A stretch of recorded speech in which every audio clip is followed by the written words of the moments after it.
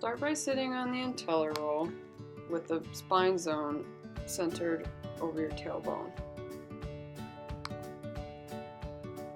Slowly roll along the glutes.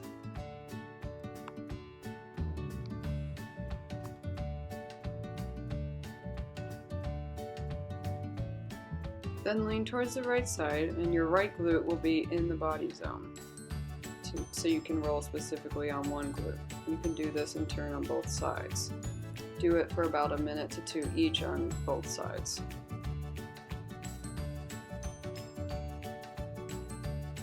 Then you can cross your left ankle over your right knee and turn to roll just on the left glute with it on the stretch to get a further release if tolerated.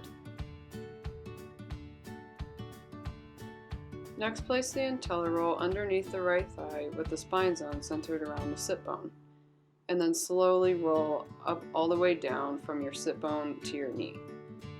Pressure in your left foot with your left foot on the ground can be used to monitor your body weight. You can turn your hip in and out as well to roll on the inner and outer hamstring.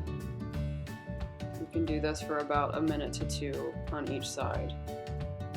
You can also place your hamstring in the middle of the body zone for increased comfort.